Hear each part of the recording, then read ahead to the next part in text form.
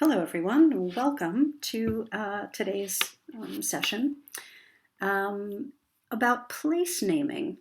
What we'll be taking a look at in this video is, what's in a name? I call this session "A Rose is a Rose," taken from Shakespeare. But indeed, what is in the name of a place? Why are places named in the way that they are? And how do we commemorate and memorialize, remember people, events, especially in this context in the English-speaking world. Name places come from a variety of sources and they can be quite unique. The question is, how would the world be if places had no names? Now, obviously, it would be chaotic and full of confusion. It is therefore important to give places names for identification purposes, but also to help in distinguishing one place from another. There's always a story behind a name that has been given to a place or a person. Different methods and means are used in naming places. Some places within a region may share names with a slight variation. It is also possible to get two or more separate places in different countries or regions sharing a name. Place names are primarily divided into names of natural features and names of settlements. The study of place names, their origin, meaning, pronunciation, and use is known as toponymy. A toponymy is a branch of onomastics, which is the study of names of all kind. The names of places provide the most meaningful and accurate geographical reference system in the world. So, historically speaking, what have people tended to name first? Landscape features. What are these? Well, these sorts of names, they describe people's relationships with the natural world. So this would include names of rivers, mountains, deserts, forests, wooded areas. So if we look way back in history, these were the things that people named first. It makes logical sense. Now, what sort of things were often named following landscape features? Settlements and places of human habitation. Very often, a settlement was given a name based on its generic function. So, for example, a name would be given indicating that something was a farm, a market, or a fort. And then this name was then often modified by an adjective or some sort of personal reference. Let's take a look at some examples. Okay, we're looking at England here. What we see in the name Todmorden, which actually means Tota's boundary valley, is that we have the name of a natural feature, a valley. It includes a bit to describe the function, that it's a boundary, and then a personal reference to Tota, who was a historical figure. One of my personal favorites, Grimsby. Well, it referred to Grimur, and this was back in the time of Dane law, when the Danes settled in England. So what you see here is the combination of a personal name, Grimur, and the function. It was a farm, and this was the Norse word for farm. You see the same in the river Exeter. So it describes the river Exe, well, actually the city of Exeter, that it was a Roman fort. So you have an existing name, the name of the river Exe, and then the function, that it was a fort. Here we have a farm with a church. So the function was that it was the church. The natural feature was, marsh farm. The farm describes the natural environment there. It was also the function. And it was named after Fenton. We see Barnsley, so really it's a Bjorn's clearing. Cockermouth was the mouth of the river Cocker. And for example, Cheswick. Well, quite often these are names seen around England, and it refers to a cheese, Cass farm. And Blackburn, so black stream, describing a natural feature. Okay, so landscape and settlements. These basic elements can also be found in place names in other countries. Now, we're focusing on the English-speaking world, but hey, we see the same in Amsterdam, named after the Amstel, Liechtenstein, Copenhagen, Paris, Shanghai, Tashkent in Uzbekistan. I've been there. Kent is the word for city, and Tash is the word for stone. Well, these elements are also clearly present in the less weathered New World place names. So, for example, Fort Knox, Thunder Bay, Little Rock, and so on. Carson City, Nevada, for instance, was named for Kit Carson, who was a legendary sort of cowboy figure at the time. And Belo Horizonte means beautiful view. I guess that's Spanish.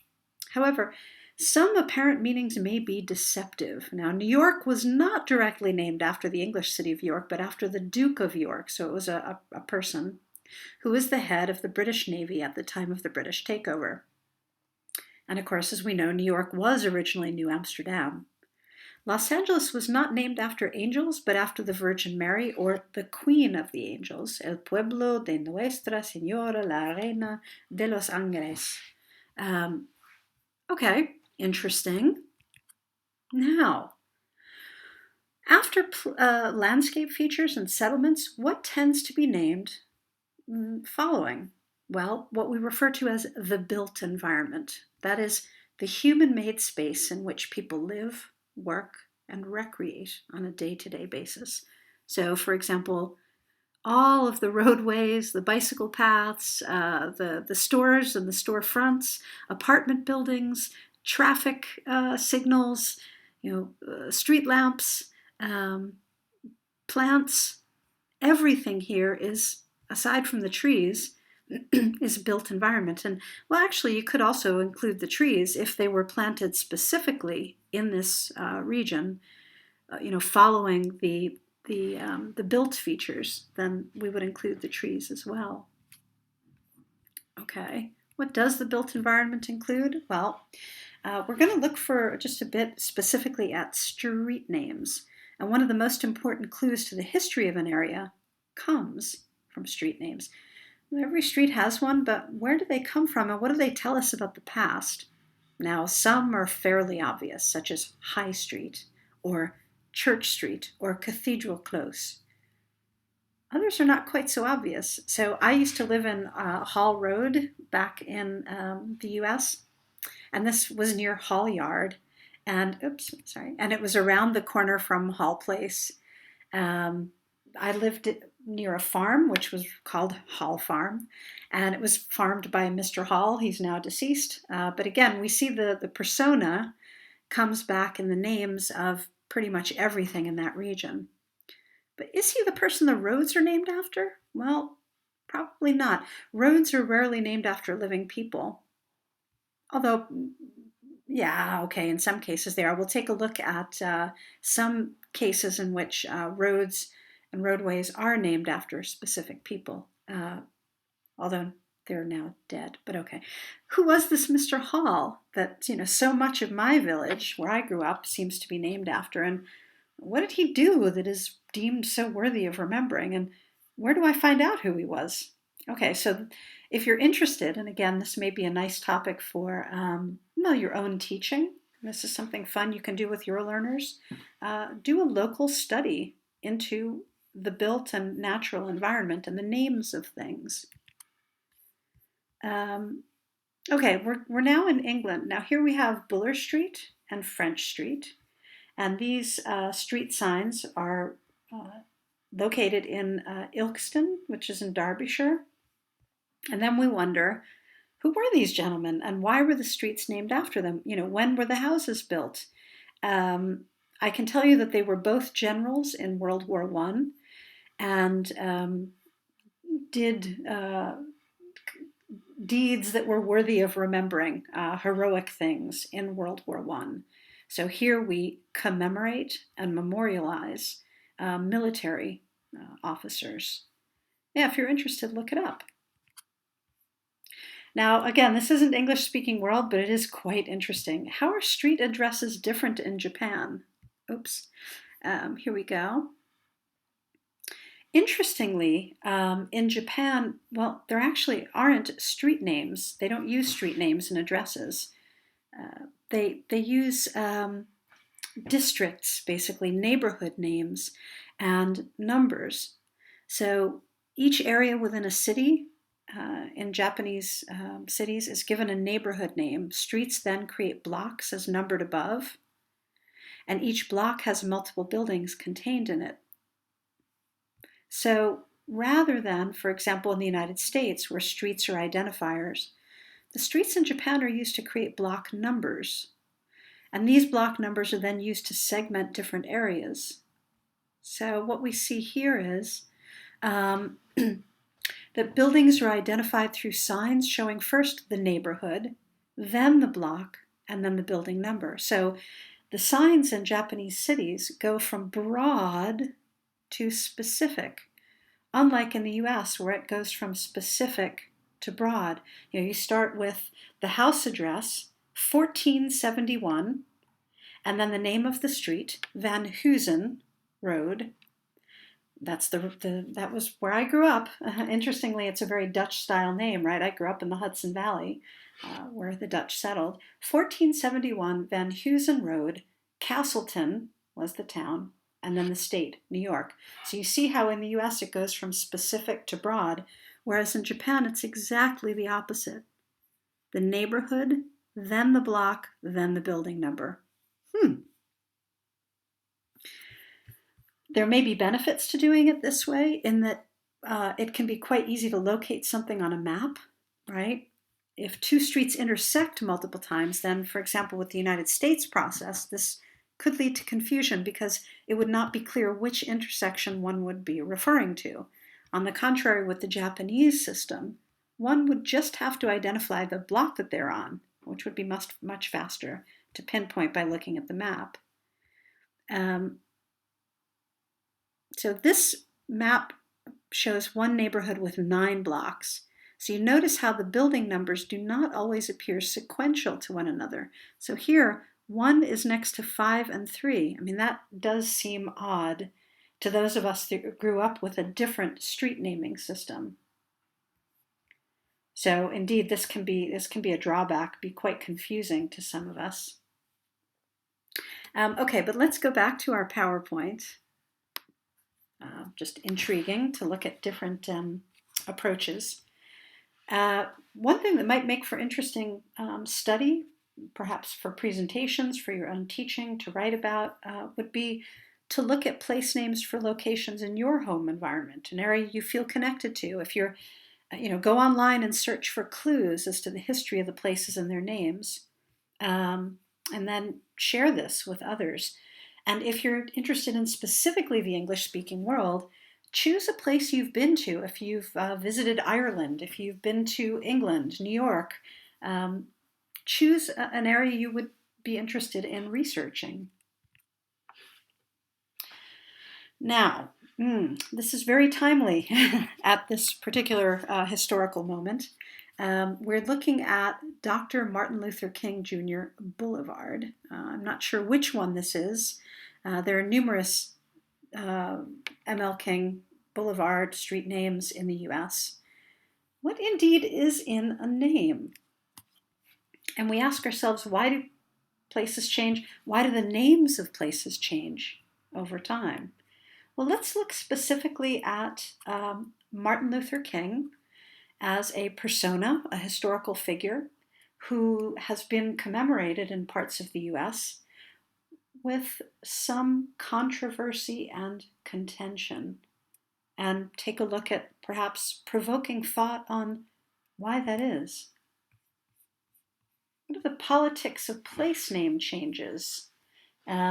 So taking us out of the English-speaking world, I mean, think about, for example, think about the Koen Tunnel in Amsterdam. Who is that named after? Is the name appropriate in your opinion? Should it have been named after that particular individual? Who is Jacob van Lennep? Who is Wieboud, for that matter? Think about if you've been to Berlin, right? And the names of the streets were changed from, for example, what was it?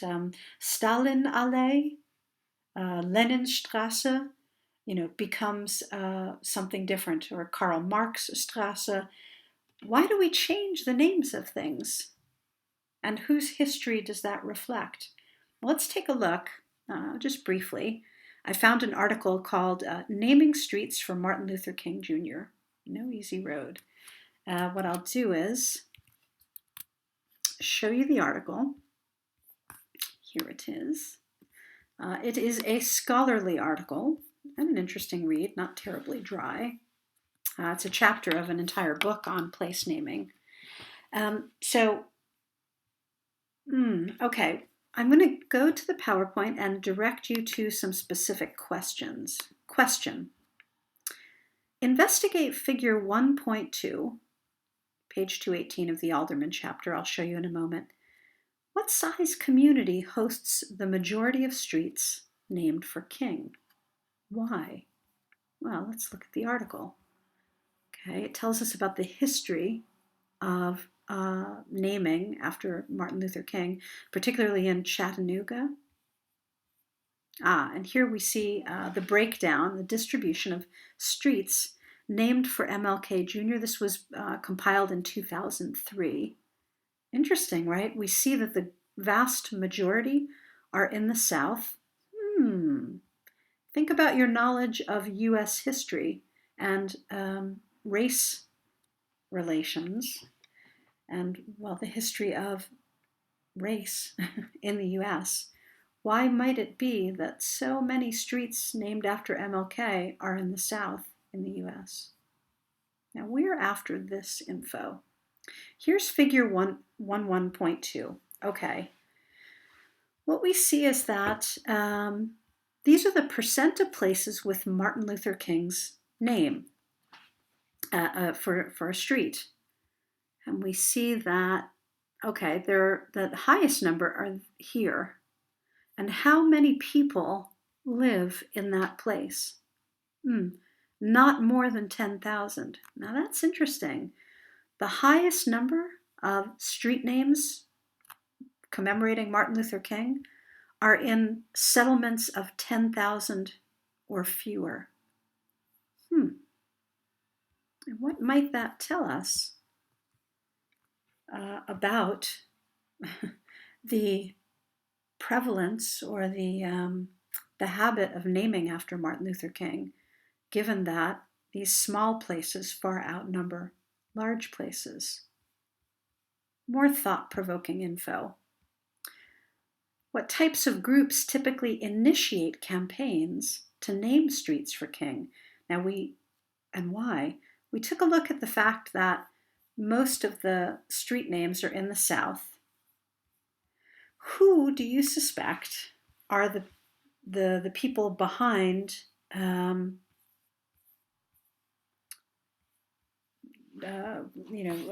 originating these street names? Well, the movement to name streets after Martin Luther King originated squarely within Black community activism. The commemoration is part of an ongoing effort on the part of African Americans to address the exclusion of their experiences and achievements from the national historical consciousness.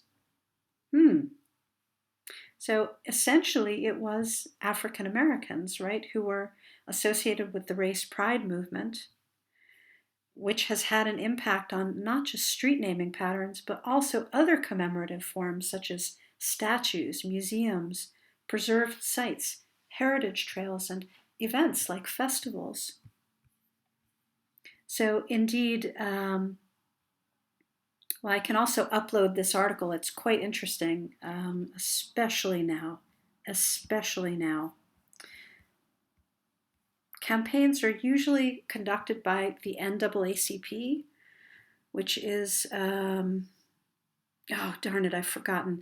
I can look up the acronym in a second, but it's basically the African American, Association, the National Association for African American Rights.